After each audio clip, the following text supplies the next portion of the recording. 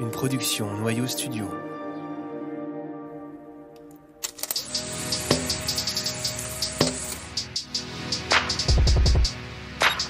Vous écoutez Vision, un podcast sur la photographie contemporaine.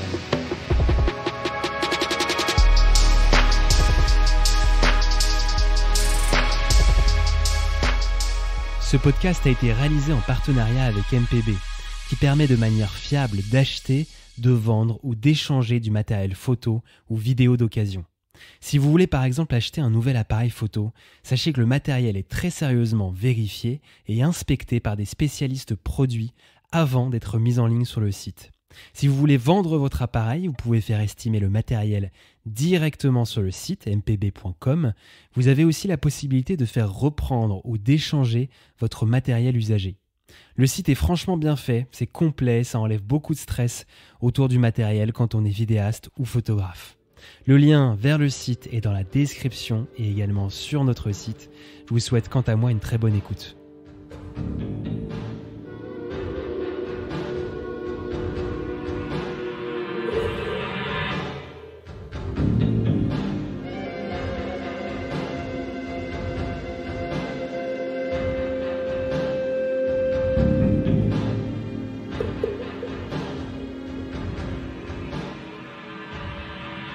L'image fondatrice, pour moi, dans mon travail, c'est l'image des genoux écorchés. C'est une image que j'ai faite en 2000. Je suis récemment sortie de l'école de photographie. Je travaille déjà chez Actes Sud. Je vis à Arles.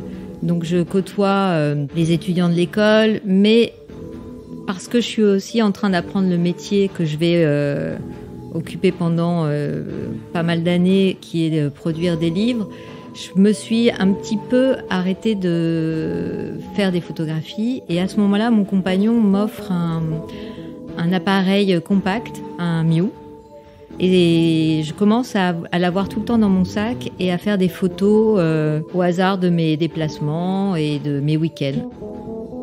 On est dans les Calanques avec mes amis et cette copine sort de la mer et en fait une vague la ramène contre le rocher et donc elle s'écorche les genoux, elle sort de l'eau et moi tout de suite je prends mon appareil et je vais pour faire la photo et elle, son réflexe c'est de dire « Ah mais non attends, je vais essuyer mes genoux », je fais « Non, non, non ». Et cette image est restée d'ailleurs un peu une blague chez les copains parce que à ce moment-là on a commencé à dire « Mais toi dès qu'il y a un petit accident tu surgis ». C'est une image qui, pour moi, est représentative de ce que je cherche en photographie, mais aussi qui est assez symbolique d'une image qui a été faite dans un moment quotidien, dans un moment privé, mais je crois qu'elle ne raconte rien de ma vie privée, ni de ce que je suis, ni de mes amis. Elle est importante pour moi parce qu'à la fois, c'est un sujet, c'est un événement, c'est une lumière, mais on rentre aussi tout de suite, je crois, dans la fiction, puisqu'on peut se raconter plein d'histoires. C'est les genoux écorchés de l'enfance, le fait qu'elle ait la crème solaire sur les jambes, il y a un reflet qui lui donne presque un aspect de cire. Et moi, j'avoue que je vois aussi les jambes écorchées du Christ sur la croix. Enfin voilà, c'est pour ça qu'elle est importante pour moi, parce que c'est vraiment la première image qui va démarrer la série Un mince vernis. C'est-à-dire une série qui n'a pas un sujet préétabli, mais qui nous emmène dans un univers de fiction.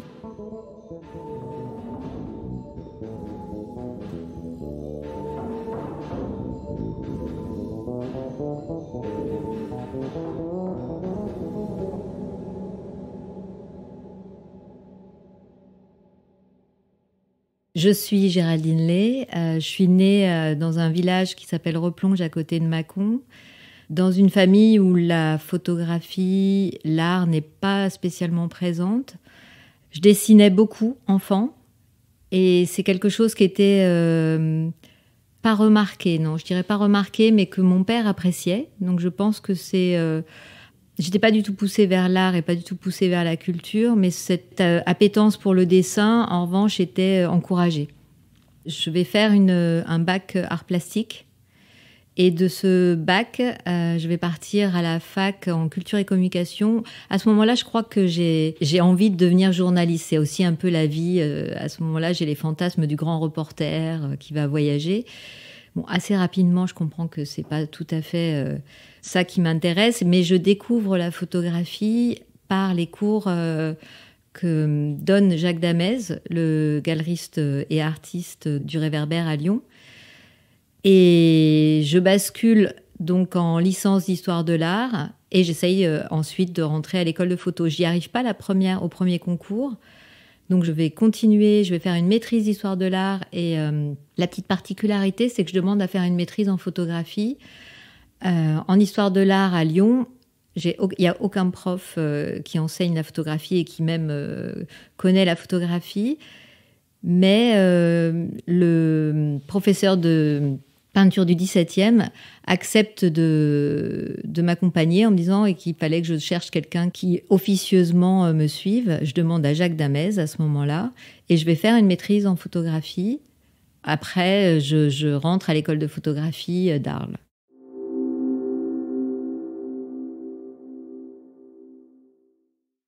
J'en ai 2 souvenirs marquants. J'ai un premier souvenir, c'est que j'ai une cousine qui venait le samedi me photographier. Elle me mettait en scène dans le pré de chez mes grands-parents.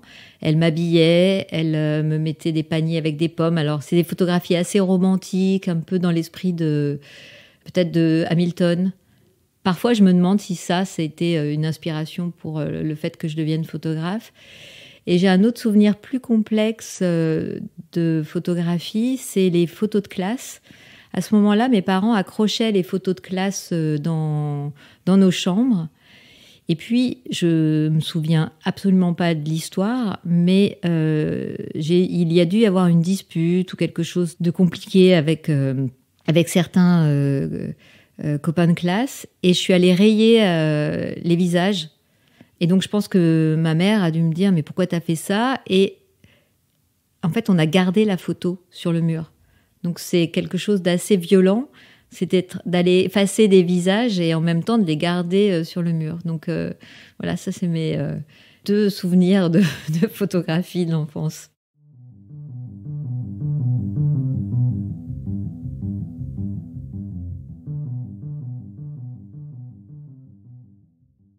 Le photographe qui vraiment a été très important pour moi, même si aujourd'hui j'y pense beaucoup moins, c'est William Eggleston.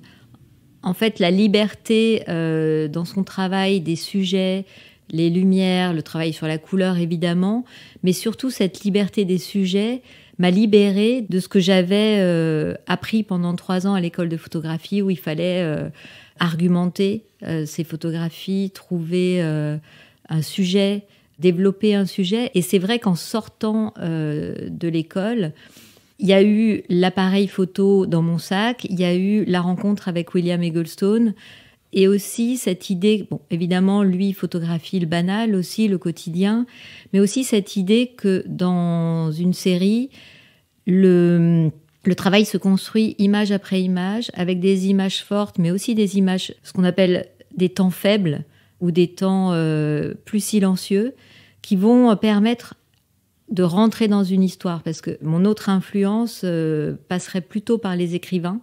Je me souviens de moments où quand je partais faire des photos, je pensais à certains romans, parce que, je sais pas, j'imagine que c'était mon imaginaire qui mettait des images tout en lisant, et de me dire, il faut essayer de construire quelque chose comme ça. Donc il y a vraiment cette idée qu'on construit une narration image après image. Les images l'image en tant que telle est importante, mais l'image mise à côté d'une autre est aussi importante.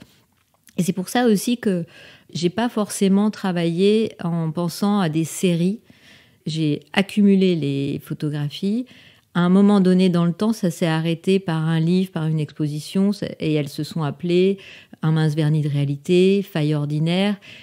Mais ça ne m'embête pas du tout de prendre une photographie à un moment et d'aller l'associer à une autre. Et c'est ce que j'avais fait d'ailleurs en 2020 quand les rencontres n'avaient pas eu lieu. On avait fait une exposition où j'étais allée piocher dans plein de résidences et on l'avait appelée « S'il fallait choisir ».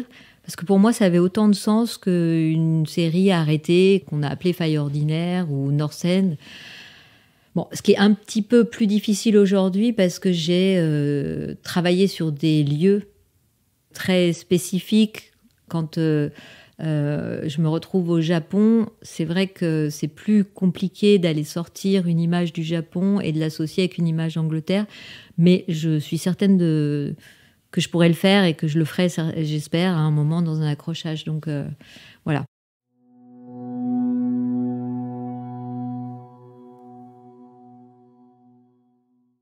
Pendant plusieurs années, j'ai donc photographié au hasard de mes rencontres et au hasard de mes voyages. Comme je l'évoquais précédemment, j'avais pas du tout envie que ces moments parfois pris dans ma vie privée deviennent des histoires autobiographiques. Donc, j'ai continué à faire ces photos autour de moi, dans mon quotidien, mais j'ai eu aussi envie de partir un peu plus loin et j'ai commencé à ce moment-là à voyager, notamment dans les pays de l'Europe du Nord, Suède, Finlande, parce qu'il ne s'agissait pas du tout pour moi d'aller faire un travail autobiographique, sur un travail intime.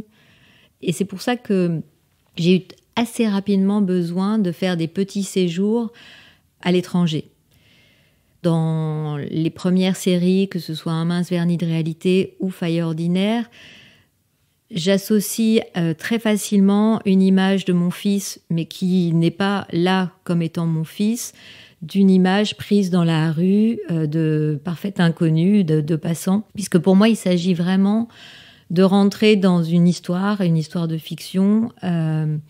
En même temps que je commence à voyager un peu plus loin pour faire des photographies, il y a aussi il y a aussi une raison technique, c'est que je me munis d'un Leica et ce Leica n'est pas dans mon sac à main.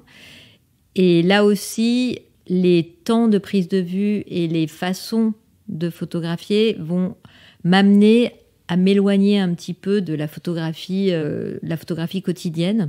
Mais je crois que on ne peut pas simplement expliquer ça par une raison technique. Je crois aussi que je ne voulais pas travailler sur moi. Forcément, petit à petit, les images s'additionnant, si je reste sur un travail très intime, on va rentrer dans un travail autobiographique. Et ça, c'est quelque chose qui ne m'intéressait pas du tout pour moi, alors que pour d'autres photographes, ça me plaît beaucoup. Mais moi, j'ai jamais eu envie de raconter mon histoire à travers la photographie. Donc, j'ai eu besoin de m'éloigner. Et au fur et à mesure des années, j'ai eu besoin de m'éloigner de plus en plus.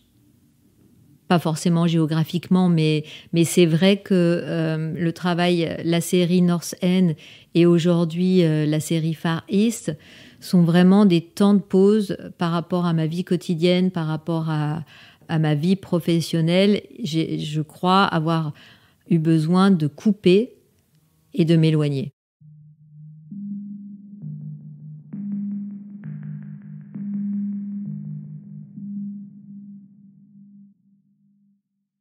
Quand je suis étudiante à l'école de photographie, je ne formule pas de manière claire que j'ai envie de travailler dans le livre, mais rétrospectivement, j'ai déjà fait, en deuxième année, je fais un stage aux éditions du Seuil. Je vais faire, à l'occasion de semaines, je ne sais plus comment on appelait ça à l'école, il y avait un intervenant, un photographe qui venait et on faisait une semaine de workshop avec lui. Et moi, je profite de ces workshops pour aller faire des photos aux éditions Actes Sud, je vais faire des portraits. Et au moment où je termine l'école, j'ai rencontré des stagiaires aux éditions Actes Sud qui me parlent d'une formation professionnelle au métier du livre. Alors peut-être aussi pour reculer un peu le moment de la sortie, parce que c'est pas quelque chose de tout à fait simple de sortir de l'école de photographie, c'est un peu le grand saut dans le vide. Mais je postule pour cette formation. Alors c'est pareil, c'est un peu... c'est une formation où on rentre, on est une vingtaine. Moi, j'ai un profil un peu différent des autres puisque c'est une formation qui est beaucoup plus dédiée à la littérature. Je suis prise. C'est une formation qui n'existe plus, qui est à Nantes, qui s'appelait le Sécofop. Et de là, en fait, je rentre aux éditions Actes Sud. Là aussi, c'est toujours ça, c'est toujours des histoires, des hasards. Je demande à faire un stage. Alors au départ, je voulais faire même un stage chez Nathan avec la collection Photopoche, mais j'avais pas eu de réponse. Je demande aussi à Actes Sud. Mais je leur dis très vite, moi, ce qui m'intéresse, c'est de travailler sur la partie beau livre. Et là, on m'explique que la partie beau livre chez Actes Sud, c'est le directeur Jean-Paul Capitani et le fabricant. Et c'est le directeur de production qui me dit ok, moi je vous prends en stage, mais en production. Moi, j'avais pas du tout conscience de ce métier et je démarre avec lui en stage. Et j'avoue que c'est quand même tout de suite une rencontre. Et j'ai la chance à la fin de ce stage d'être gardée. Et donc, je me retrouve travailler sur la production des livres et c'était pas du tout intentionnel. C'est-à-dire que c'était pas du tout un métier que j'avais imaginé.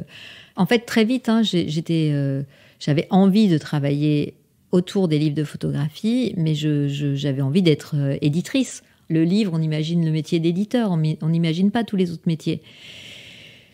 Au départ, l'équipe chez Actes Sud, c'est donc 2 personnes. Donc en réalité, on touche un peu à tout, mais malgré tout, à ce moment-là, je ne suis pas du tout éditrice. Mais je découvre tout ce qui est de l'ordre du faire autour du livre.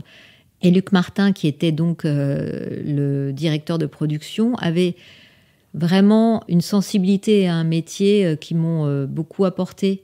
Une sensibilité au papier, une sensibilité à la reproduction, à la photographie. Et donc, moi, je me retrouve exactement là où j'ai envie d'être aussi, c'est-à-dire au contact des artistes, au contact du faire, de la production.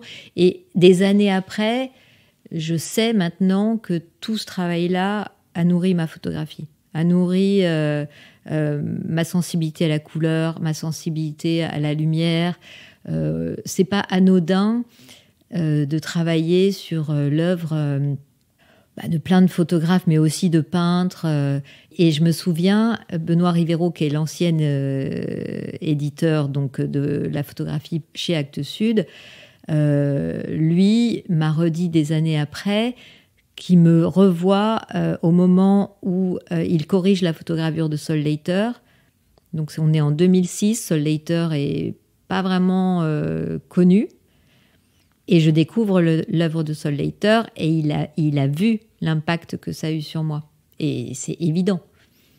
De même, je ne peux pas nier la rencontre avec Harry Gruyert et le fait d'avoir travaillé sur pas mal de ses livres.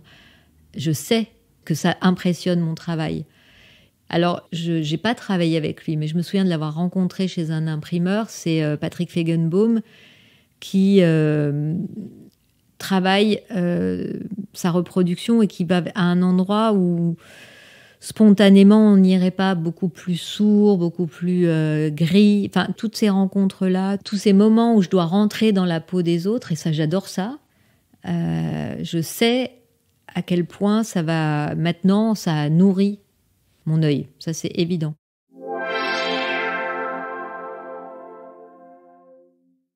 Au moment du départ de Benoît Rivero à la retraite, Anne-Sylvie Bameul, qui dirigeait à ce moment-là le département Art, Nature, Société, mais qui aujourd'hui préside les éditions Actes Sud, me propose de prendre le poste d'éditrice pour la photographie. Et c'est vrai qu'au début, j'ai quand même beaucoup réfléchi parce que c'est pas simple. À la fois, je suis rentrée dans l'édition avec cette idée de vouloir être éditrice. Et des années après, on me propose le poste et j'avoue que j'ai hésité parce que je sais que ça va être un endroit qui va peut-être être plus difficile pour moi parce que j'ai jamais eu de problème et au contraire, j'adore travailler sur le travail des autres. Mais là, il va falloir travailler avec d'autres photographes, avec d'autres artistes, mais avec une implication beaucoup plus forte, beaucoup plus intellectuelle aussi. C'est-à-dire que quand en production, on accompagne le travail d'un artiste, ça a un temps. Il y a un moment où le livre, il est fini, alors que quand on est éditeur, je dirais que c'est jamais fini cette relation. Parce qu'à la fois, je suis totalement ravie de ce que je fais aujourd'hui et d'accompagner des artistes et de travailler sur leur ouvrage. Mais voilà, il faut trouver le bon équilibre avec quand même me garder une petite place libre pour penser un petit peu à mon travail aussi.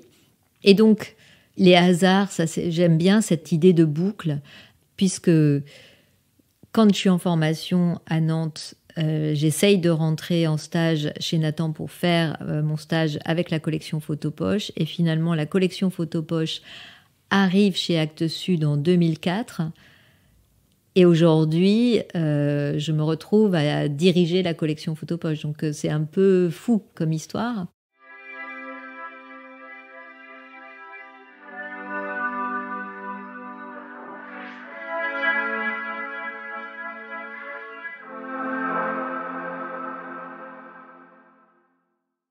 Pour reparler du début et de cette première série qui s'appelle Un mince vernis de réalité. C'est donc les premières années où je suis sortie de l'école de photographie. Évidemment, j'ai pas mal de copains qui sont eux-mêmes à peine sortis de l'école de photographie.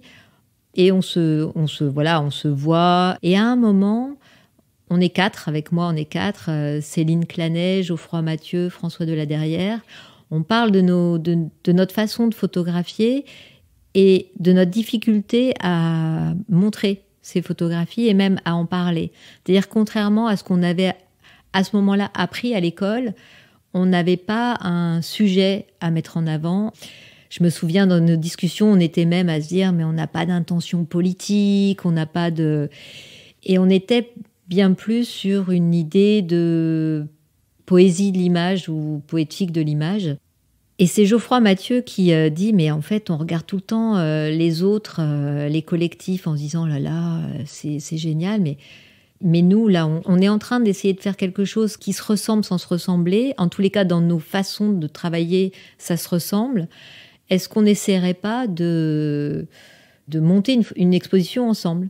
Et ça a été un moment un peu charnière pour chacun de nous, parce qu'on était incapable d'aller montrer notre travail individuellement. Mais à partir du moment où on a pris cette idée de monter une exposition collective, on est devenu beaucoup plus fort. Et donc, on a rencontré beaucoup plus facilement les gens. Et c'est l'atelier de Visu à Marseille, Soraya Amran, qui prend tout de suite le projet et va exposer cette première exposition collective qu'on va faire tous les 4. Et de là va naître le coffret publié par Filigrane. Et pour nous, c'est aussi un moment hyper important parce une autre influence hyper importante pour nous à ce moment-là, et je dirais pour les 4, c'est Christophe Bourguedieu, et qui est, je pense aussi, on peut dire, un élève, même lointain, de William Eggleston. Là aussi, c'est quelqu'un qui construit une série sans une intention préalable et qui, image après image, bâtit une histoire. Et si aujourd'hui, cette façon de travailler est beaucoup plus commune, à ce moment-là, elle n'est pas aussi simple.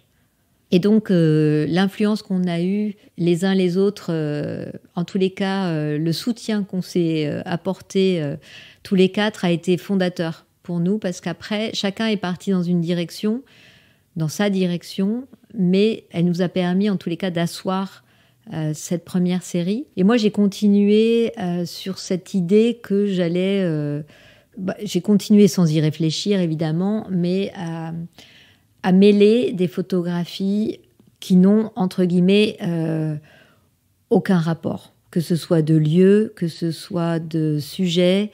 Et donc ça, c'est quelque chose, je pense, qu'on peut amener jusqu'à aujourd'hui.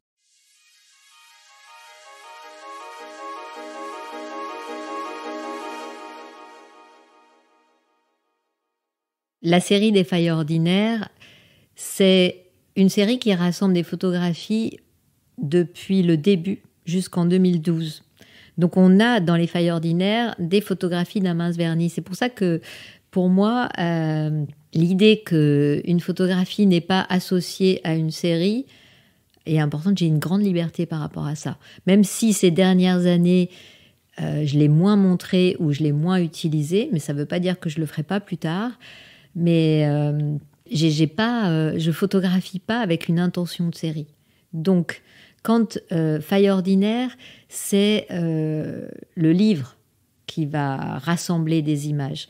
C'est l'exposition qui est décidée en 2012 aux Rencontres et le livre qui va l'accompagner et qui va être publié par les éditions Actes Sud. D'ailleurs, ça, c'est aussi...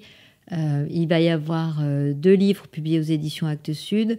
C'est aussi une histoire un peu particulière puisque Jean-Paul Capitani, à qui j'offre le livre Où commence la scène, publié par les éditions Diaphane, qui est l'ouvrage réalisé à la fin de ma résidence à Beauvais. Donc Jean-Paul Capitani me dit « Ah mais moi j'aime bien ton travail, écoute, quand tu es prête, j'ai envie de faire un livre avec ton travail. » Donc évidemment je vais pas toujours être... c'est compliqué pour moi de me dire que je vais être publiée par la maison d'édition dans laquelle je travaille, mais je saisis l'occasion en 2012. Je décide de faire un livre qui rassemble à la fois des photographies que je vais avoir faites dans les pays du Nord, à la fois les photographies que j'ai faites autour de moi et les premières photographies que j'ai faites aussi à Glasgow. Et on décide ensemble de faire le livre et de faire l'exposition. Pour moi, quand je décide de rassembler tout ça sous le titre des Failles ordinaires, c'est bien cette question de je ne suis pas en train de construire un travail sur un sujet, mais je suis en train de bâtir pierre après pierre un monde.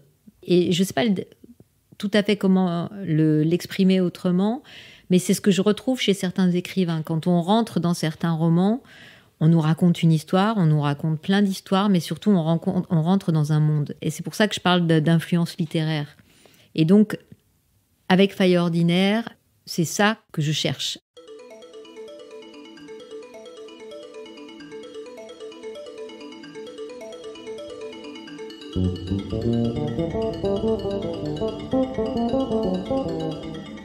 Quand je photographie, je photographie aux 50. Donc ça veut dire que je suis assez proche des gens. On m'a souvent parlé de mon rapport notamment aux gens que je photographie dans la rue. Et il faut savoir que je suis avec ces personnes-là. Ça ne veut pas dire que je me manifeste toujours avant de faire des photographies, parce que quand je vois une scène, quand je vois quelque chose qui évoque pour moi autre chose, une histoire imaginaire, il faut que je fasse la photo. Mais ça veut dire que je suis à 3 mètres, 1,50 m. Et pour moi, c'est assez important parce que c'est quelque chose que j'assume. Et les jours où je suis un peu plus fatiguée, où je suis pas dedans, en général, c'est là où ça va pas forcément hyper bien se passer. Donc, pour moi, le rapport à l'autre, il est un rapport de proximité. Et je vais parler ou ne pas parler après avec ces personnes. En règle générale, je suis pas du tout en train de m'enfuir après avoir fait une photo. Et après, sur les regards, c'est vrai que l'editing est hyper important dans la manière dont on construit un travail. Je veux dire, on n'est pas... c'est, je dirais, 50%, peut-être même plus du travail d'un photographe pour moi.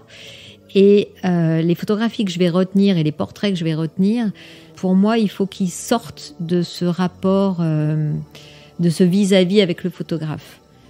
Ou alors, il faut qu'il y ait quelque chose qui nous emmène ailleurs ou qui emmène celui qui regarde la photographie, en tous les cas, dans un rapport qui le laisse, lui, être avec cette personne et pas voir le photographe qui regarde cette personne. Ça aussi, je ne sais pas trop comment l'exprimer autrement, mais c'est vrai que le portrait trop posé où on sent trop le photographe en face, c'est plutôt une image que moi je vais écarter. En tous les cas, à tort ou à raison, les images que je vais garder, j'ai le sentiment qu'il se passe quelque chose d'intérieur et pas simplement une pose ou un regard de pose. C'est léger tout ça, mais c'est que la photographie et les photographes et les photographies que j'aime sont des photographies qui m'emmènent aussi un peu ailleurs. Et donc, moi, ce que je retiens, c'est aussi les photographies qui m'emmènent ailleurs que le moment exact de la prise de vue. Et donc, dans cette relation à l'autre, quand on regarde un portrait, il faut qu'il y ait des choses... Ou alors, si c'est pas nous emmener ailleurs, qui laisse le champ un peu ouvert. Ça, c'est sans prétention de dire ça, mais j'aime bien les photographies qui ne disent pas tout en 1 minute. Et donc, dans ces regards, il faut qu'il y ait aussi quelque chose qui ne dit pas tout en 1 minute.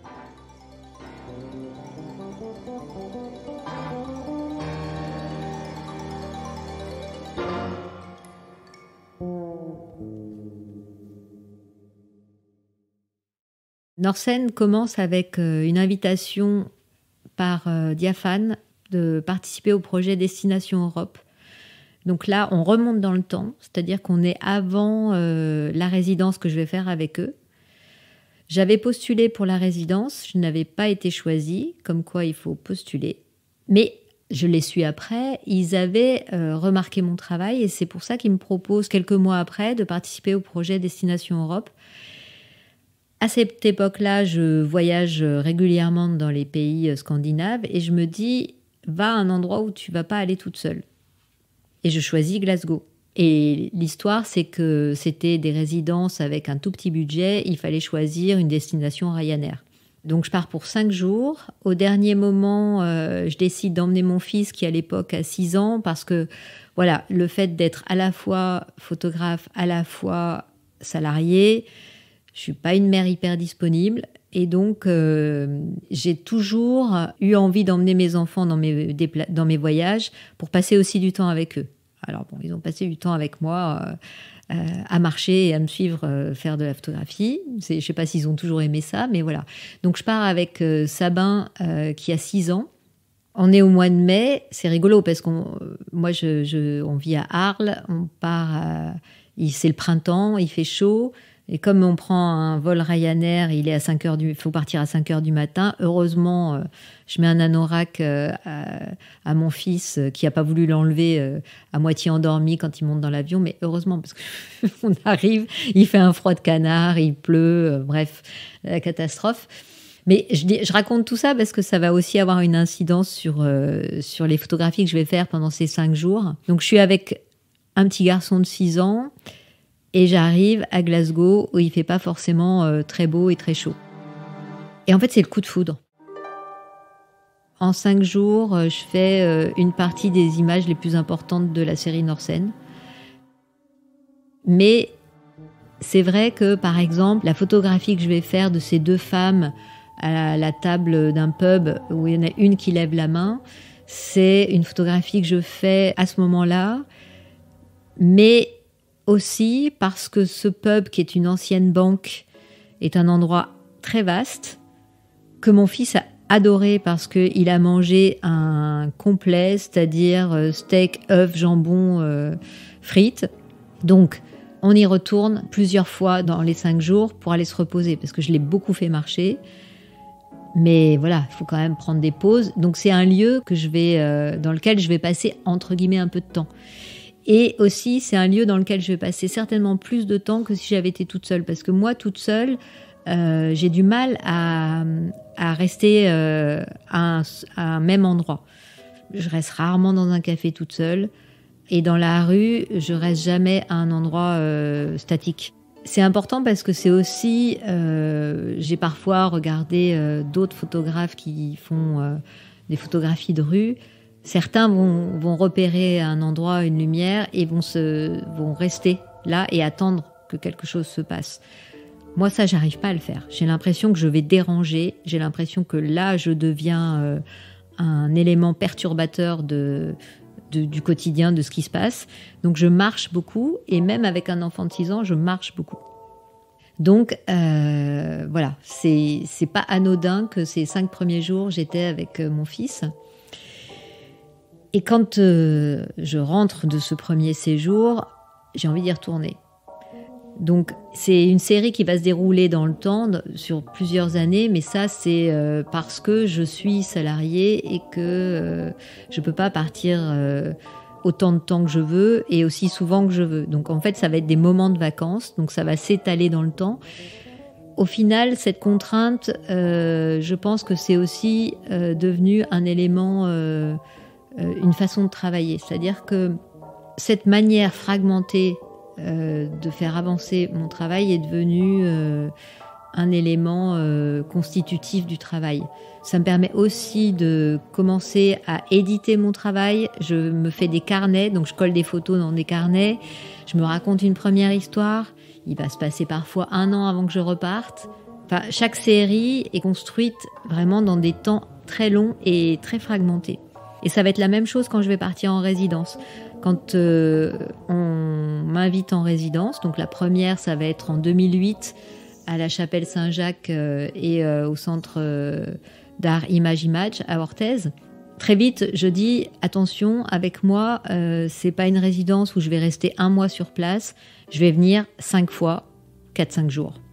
C'est une contrainte pour les gens qui m'accueillent, mais c'est aussi une contrainte pour moi, parce que souvent mes budgets ils passent dans les voyages. Mais quelque part, c'est aussi devenu... je pense qu'on ne fait pas la même chose que si on reste 1 mois sur place. Ça devient un élément constitutif.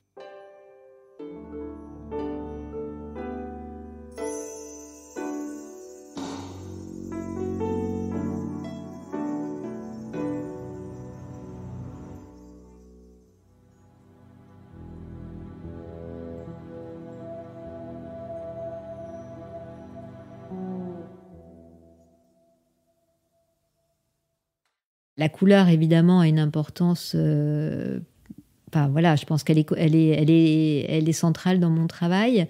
On voit qu'elle est différente selon les séries. J'ai l'impression qu'avec Faris, par exemple, je suis dans une couleur beaucoup plus franche que dans Norsen, mais c'est normal, en fait. On parle aussi de lieux et des lumières. En fait, c'est la couleur et la lumière. C'est très important. Je me souviens d'une journée où j'avais arpenté Londres et où je ne voyais rien, j'avais fait aucune photo, avec cette pression de se dire là, mais comme voilà, moi j'ai des séjours entre guillemets un peu courts, j'ai toujours peur de revenir avec la besace vide et qu'il va falloir que j'attende 1 an pour refaire des photos. Et le lendemain, donc c'était une journée grise. Et le lendemain, le ciel est dégagé. Et là, j'ai une lumière un peu plus dorée. Et paf, je fais plein de photographies. Donc, il y a quand même beaucoup...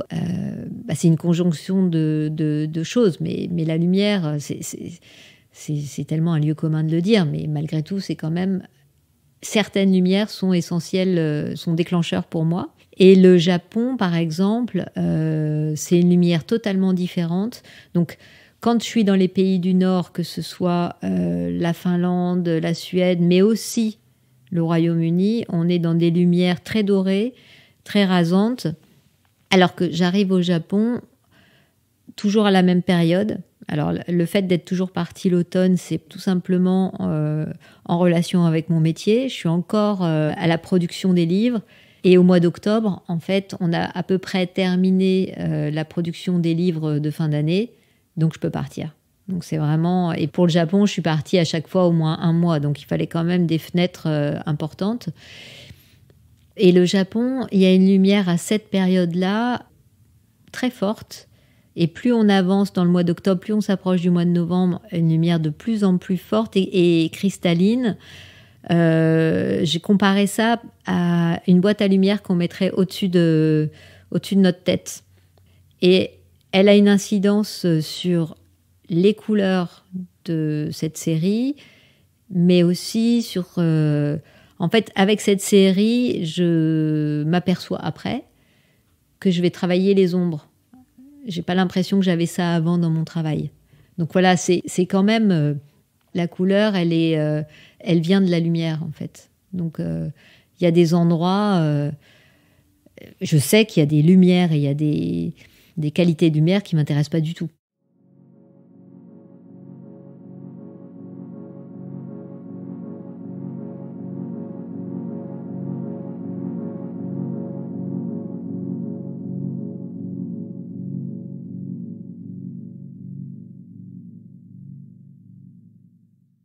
Quand je pars au Japon la première fois, c'est juste après avoir terminé Norsen.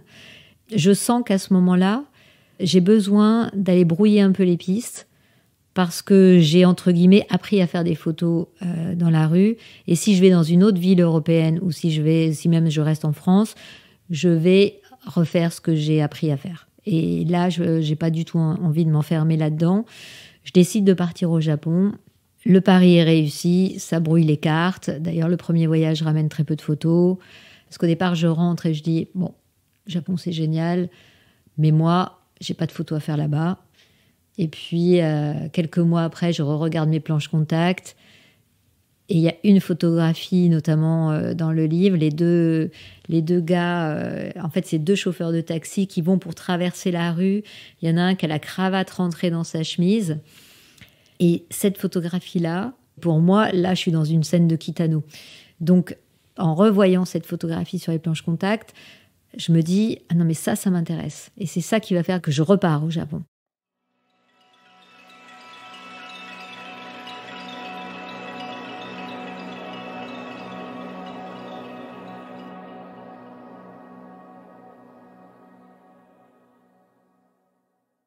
J'ai pris le poste d'éditrice chez Actes Sud. On a parlé tout de suite des livres que j'avais publiés avec Actes Sud. Et j'ai dit à Anne-Sylvie Bameul, qui n'était pas forcément d'accord d'ailleurs, bon, ça veut dire que le prochain livre, je ne le ferai pas avec Actes Sud. Pour moi, ce n'était pas possible. Et puis, j'avais de toute façon envie qu'il y ait un éditeur en face de moi. North End et Failles ordinaires, c'est un livre que j'ai fait avec Benoît Rivero et le regard qu'il a porté sur mon travail est hyper important. Et donc, j'avais déjà publié le Impromptu avec Benjamin Diguerrer, qui est le fondateur de Poursuite et l'éditeur de Poursuite. C'est une personne. Et je lui ai proposé la série qui maintenant s'appelle Far East, sur le Japon. Et il était tout de suite... Enfin voilà, il était partant. Et on a travaillé assez longtemps, parce qu'en plus, il se trouve qu'on est voisins. On est amis et voisins. Donc, c'est pas toujours facile de travailler avec un ami. Hein. Pour lui comme pour moi, il faut réussir à se remettre un peu à distance. Mais j'aime beaucoup le travail que fait Benjamin dans ses éditions, mais j'aime beaucoup aussi, et j'ai une grande confiance dans le regard qu'il porte sur mon travail. Je sais que je vais avoir quelqu'un qui va oser écarter une image parce qu'elle dessert la série. Et ça, c'est hyper important, et j'en profite aussi pour parler des galeristes, des galeristes qui me représentent depuis 2005, Catherine Derrioz et Jacques Damez, parce que eux aussi, ils ont eu un rôle très important dans mon travail, c'est-à-dire qu'ils ont toujours su me dire les choses. Ils n'ont pas eu peur de me dire les choses. Alors eux diront que je suis aussi quelqu'un à qui on peut dire. Et ça, maintenant que je suis éditrice, j'insiste un petit peu là-dessus, parce que c'est vrai qu'on va parfois se retrouver face à des artistes qui pensent tout savoir de leur œuvre, mais à mon sens, c'est rarement juste. C'est-à-dire qu'il faut se laisser aussi guider par l'autre, et le rôle de l'éditeur est hyper important. Donc Benjamin, dans le travail qu'on a fait ensemble autour de Far East, est essentiel. Et Jacques et Catherine, pour l'exposition, ça a été aussi hyper important. Par exemple, l'accrochage qu'on a fait à Lyon, l'exposition en duo avec Marc Ribou, j'ai eu l'impression de comprendre des choses de mon travail en faisant l'accrochage avec eux. De la même manière que je vois des choses dans mon travail en ayant travaillé avec Benjamin. Par exemple, moi, je suis arrivée avec Benjamin, je suis arrivée avec une maquette où j'avais mis des images en petit, d'autres en grand. Et lui m'a dit tout de suite, en fait, j'ai l'impression que là, on n'y est pas. C'est-à-dire que j'ai l'impression que je ne comprends pas pourquoi tu mets une différence de taille entre certaines images. Qu'est-ce que ça dit? Qu'est-ce que ça raconte? Je ne comprends pas. On a décidé d'inverser le sens de lecture et de les mettre en vis-à-vis, ce qui met à chaque fois une image en relation avec une autre, et on a comme ça quelque chose de très dense qui certainement fait écho aussi à ce qui se passe dans les images, parce qu'on a des constructions assez denses, assez découpées. Et j'avais imprimé sur un papier fin, et je sais qu'imprimer sur un papier fin, il y a un rendu, il y a une qualité très singulière que j'aime beaucoup. Et donc, dans cette idée qu'on allait avoir à la fois un livre qu'on allait tourner pour le regarder et l'envie d'imprimer sur un papier fin, on a décidé de faire une reliure à la japonaise. C'est 4 pages pliées, et on a rien à l'intérieur. Ça donne une sorte d'épaisseur aussi au livre et à la fois une légèreté, une souplesse. Bon, c'est vrai que ça s'appelle reliure à la japonaise. J'ai des amis coréens qui m'ont dit que ça s'appelait reliure à la coréenne. En tout cas, c'est vrai qu'on est aussi dans quelque chose de l'origami, clairement. Mais ça, c'est la petite anecdote de l'objet, mais ça lui correspond bien. Et je trouve que le fait d'avoir décidé de faire une jaquette à l'américaine, donc une jaquette à l'américaine, c'est une jaquette qui est repliée en haut et en bas. Au départ, c'est un système pour les rendre solides. Là aussi, on est dans du pliage. Et donc, ce livre a quelque chose de très vaporeux, parce qu'on est à chaque fois sur des papiers fins, pliés. Il y a forcément un écho à l'origami, même si ce n'est pas l'intention formulée de départ, ça marche aussi. Et j'aime bien cette idée-là. Après, on est dans une mise en page et dans un déroulé, ce que je disais, très dense, où à chaque fois, on ne voit pas une image, mais on voit 2 images en même temps. On a décidé quand même quelques ruptures, mais très peu. Donc, on a 3 ruptures avec une photographie seule. Et voilà, c'est un livre où il n'y a pas de texte. Et on plonge dans les images.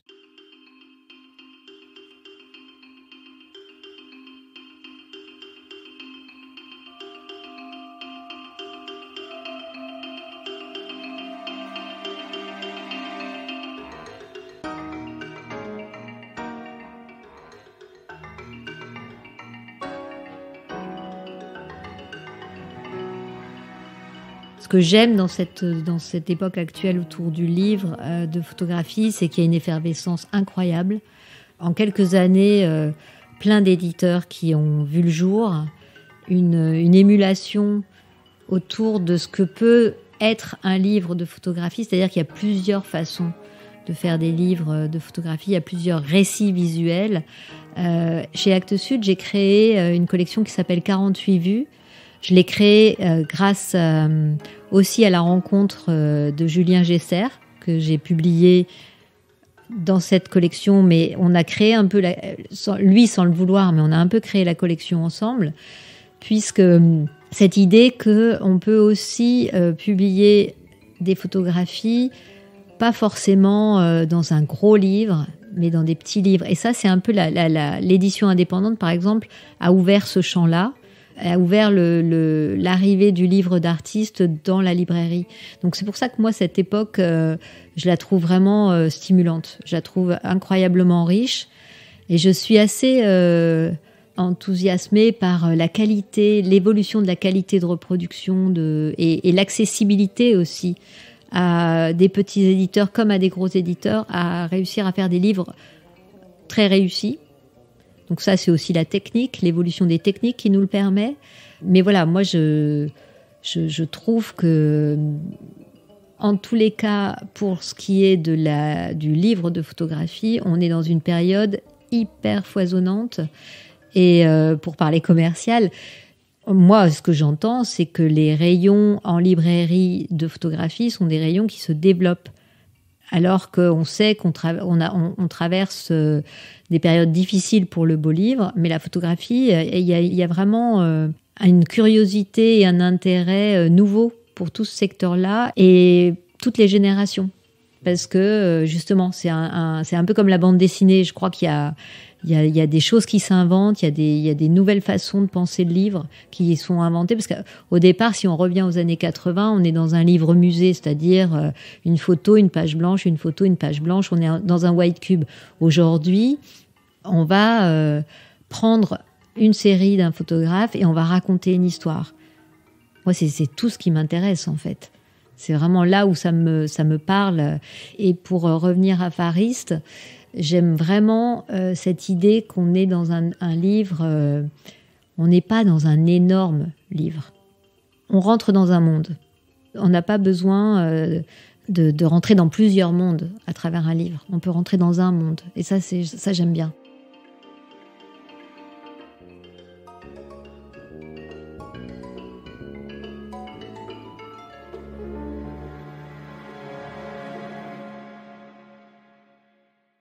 Aujourd'hui, après cette série sur le Japon, j'ai l'impression que je peux revenir différemment dans la rue, en Europe ou en France, parce que je suis allée ailleurs, j'ai fait un petit pas de côté. En fait, l'idée, c'est de faire toujours des petits pas de côté, parce que sinon, c'est pas intéressant. On refait toujours la même chose, moi, ça m'intéresse pas.